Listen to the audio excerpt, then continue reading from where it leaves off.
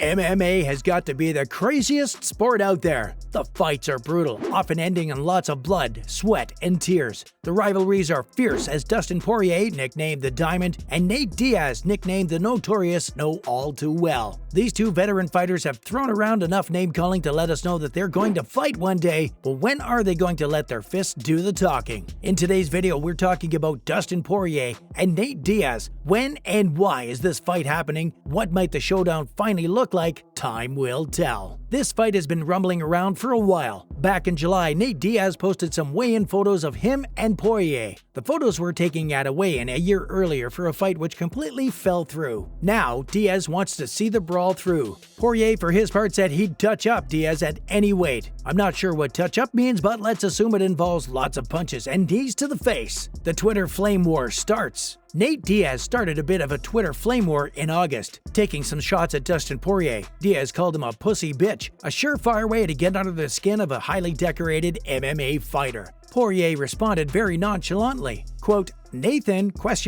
It's hard to tell if Poirier is concerned for Diaz or if he wants to goad him into talking more smack. Some might also wonder whether this is just a marketing tactic to get fans riled up, ready for the lightweight champs to fight. It's been known for a long time that boxing and MMA use these rivalries to gain publicity, but also, sometimes fighters really do hate each other. After all, you don't go into the octagon to hug and kiss. You go there to punch, kick, throw, wrestle, and knock out your opponent. Diaz definitely seems eager to face Poirier in the octagon very soon. He continued the Twitter battle saying Poirier was too scared to fight him the last time they were meant to fight. Poirier, the Diamond, deflected saying Diaz is getting played, which got Diaz even more fired up. Diaz threw back a final hook at the Diamond saying, I do what I want, you do what you're told. Poirier stopped responding after that, perhaps preferring to wait and see if a match will really materialize or if these are a bunch of empty threats. A final victim of the flame war was poor Conor McGregor, who entered by saying, ha ha ha ha ha, continue going, I am entertained. McGregor has lost 2 fights against the Diamond, so it must feel good to see him ridiculed publicly. But Diaz doesn't care for McGregor either. 5 years ago, they also faced off in the octagon with Diaz coming out as the winner, and again in 2021.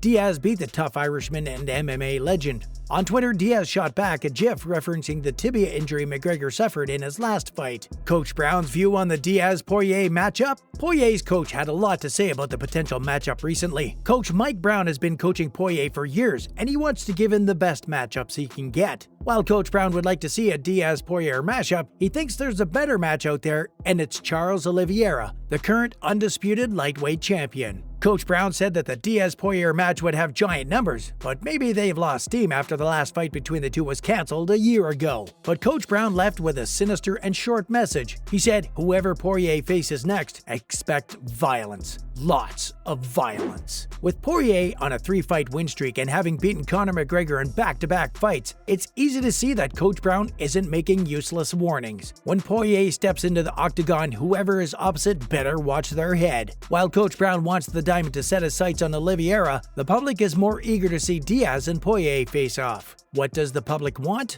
In an MMA poll online, the public voted for Diaz versus Poirier over Oliveira, 54% to 46%, with thousands of votes on either side. It's obvious what the people want to see. Nate Diaz is well known for smack talk. He's insulted multiple fighters in the past, especially McGregor. Who has the better win-loss stats? When it comes down to the stats, Diaz doesn't have quite a good win-to-loss ratio as McGregor or Poirier. Diaz has won 20 of his 33 fights, an impressive number especially considering the tough competition in the octagon. He wins just a bit under 2/3 of his matches. McGregor has won 22 of his 28 fights. The Diamond has won 28 of his 34 matches. Still, none of the fighters is undefeated, meaning there's reason to be humble. I guess Diaz would say you don't get to be called notorious by being humble. Before the McGregor fight, Diaz lost to Leon Edwards at UFC 263. It was a close fight, but he lost in the unanimous decision. Diaz insisted afterwards that he didn't lose, Edwards did, and that Diaz doesn't ever lose. Some fighters take defeats and decide to eat a helping of humble pie. Diaz says heck no and throws the pie back in the waiter's face. If you think someone else is controlling the Notorious's Twitter to make him seem hungry for blood, check out any of his pre-match talks, especially with McGregor. The two actually threw fists before their match in 2021. He also said he doesn't want want to just fight because the UFC says it's time to fight. Instead, he wants to fight against fighters who the people want to see. It's clear that people want to see him and the Diamond square off. This has probably fueled his relentless campaign to get a few rounds with Poirier in the octagon. Who are Nate Diaz and Dustin Poirier?